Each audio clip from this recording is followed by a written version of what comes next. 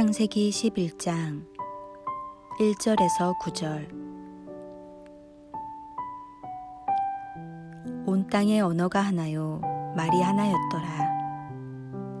이에 그들이 동방으로 옮기다가 시날 평지를 만나 거기 거류하며 서로 말하되 자 벽돌을 만들어 견고히 굽자 하고, 이에 벽돌로 돌을 대신하며 역청으로 진흙을 대신하고, 또 말하되 자 성읍과 탑을 건설하여 그 탑 꼭대기를 하늘에 닿게 하여 우리 이름을 내고 온 지면에 흩어짐을 면하자 하였더라. 여호와께서 사람들이 건설하는 그 성읍과 탑을 보려고 내려오셨더라.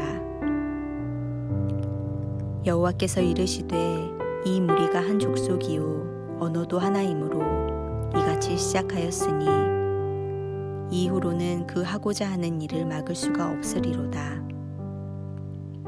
자 우리가 내려가서 거기서 그들의 언어를 혼잡하게 하여 그들이 서로 알아듣지 못하게 하자 하시고, 여호와께서 거기서 그들을 온 지면에 흩으셨으므로 그들이 그 도시를 건설하기를 그쳤더라.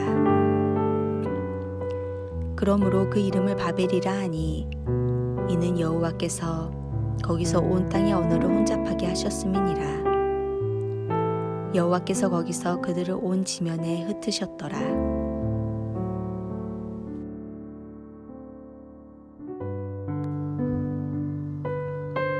창세기 11장은 한마디로 흩어짐 속에서의 선택으로 볼 수 있습니다. 11장의 내용은 1절에서 9절까지의 흩어짐과 10절 이후의 선택으로 나누어 볼 수 있습니다. 먼저 오늘 본문은 민족들이 그렇게 흩어지게 된 사건을 소개합니다. 그것은 바로 하나님의 심판으로 언어가 달라져 버린 일이었습니다. 노아의 언약을 따라 멸망을 면하긴 했지만 그들의 행동은 또다시 하나님 없는 문명을 건설하려 했습니다.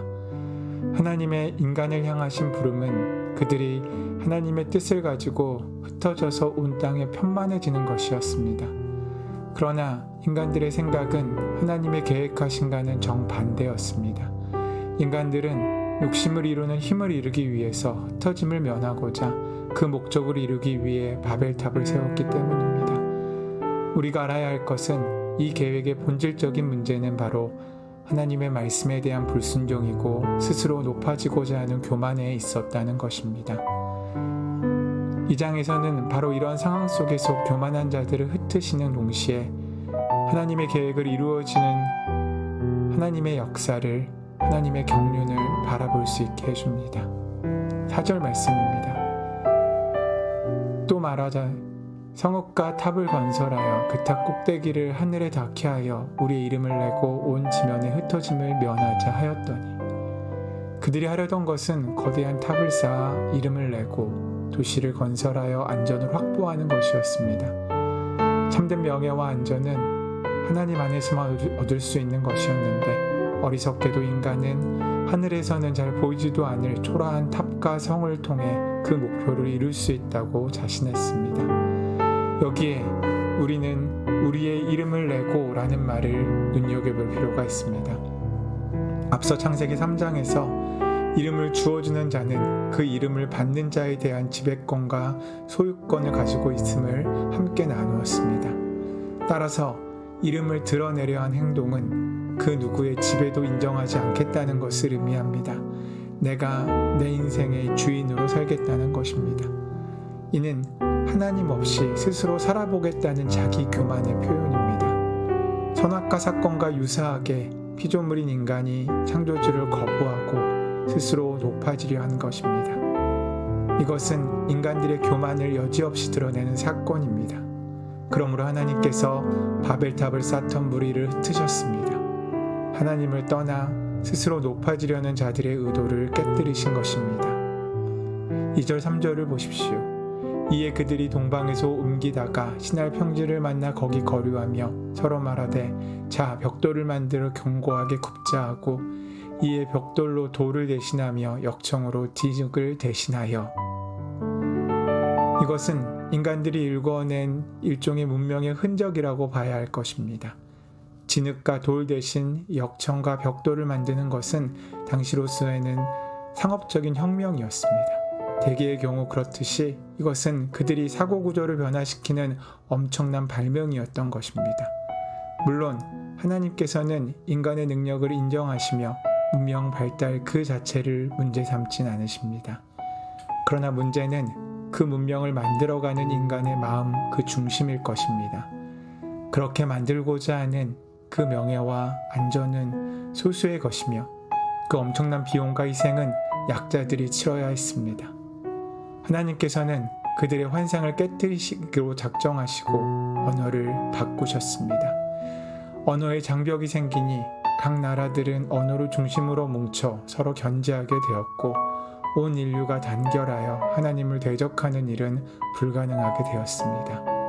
그런 의미에서 볼 때 우리는 당시 바벨탑이 그 시대 사람들에 대한 배려와 깊은 사랑이었는가를 생각해 볼 필요가 있습니다. 분명 벽돌로 쌓아가는 이 바벨 문명은 새로운 힘을 구축해가는 자들의 자기 이름을 낼 수 있는 가장 좋은 방법이었습니다.